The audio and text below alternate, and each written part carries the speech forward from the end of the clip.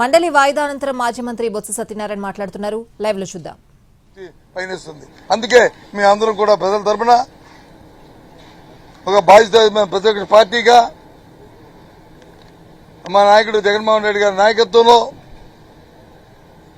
ఈ ప్రైవేట్ కళాశాలని వైద్య కళాశాలను ప్రైవేట్ పరం చేయడానికి వీల్లేదు అని దృఢనిశ్చయంతో మేము చెప్తున్నాం.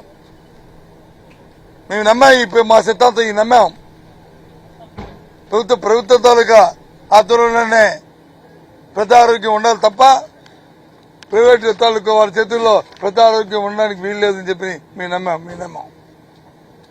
అంతేకాదు ఆరోగ్యంతో పాటు సామాన్యుల తాలూకా చదువు, పేదవాడి తాలూకా ఒక వైద్య ఎంబీబీఎస్ చేయాలంటే, చదువుకోవాలంటే ఇవాళ ఉన్న ప్రభుత్వ విధానాల్లో ఏబీసీ దాంట్లో మెరిట్లో కానీ సెమీ మెరిట్లో కానీ లేకపోతే వారు క్యాపిటేషన్ ఫీజు కట్టుకొని కానీ ఇవాళ చదువుకోవడం ఎంత కష్టం అనేది ఆలోచన చేయమని అడుగుతున్నాం. ఈ ప్రైవేట్ కళాశాలలు వస్తే మీరు ఎంత విధంగా ఇబ్బంది పడతారో ఆలోచన చేయండి. క్యాపిటేషన్ ఫీజుకి వచ్చి ప్రైవేట్ కళాశాల సస్టైన్ కోసం దాంట్లో కూడా స్వీకరింపు ఉంది, కానీ దానికి ఒక పరిమితి అంటూ ఉంటుంది.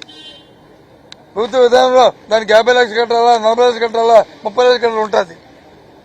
కానీ ప్రైవేట్ కళాశాలలాగా కోట్లు తీసుకుంటే ప్రభుత్వ కళాశాల జరగదు, ఒప్పుకోరు. తెలిసే విషయం ఎంతో చెప్తున్నారు. ఏమీ తెలియని అమాయకత్వంగా ఏబీసీ మీ గ్రూపుల్లో ఉన్నది కదా, సస్టైన్ చేయడానికి మీరే కదా జీవో ఇచ్చారని మాట్లాడుతున్నారు. చూడండి, ఆలోచించండి మేధావులారా, ఈ రాష్ట్రంలో మేధావులారా, ఈ రాష్ట్రంలో పెద్దలారా.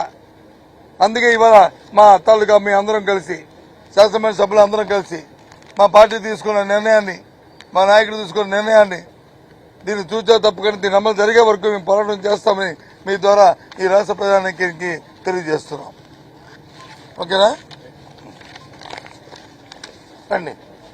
ఓకే.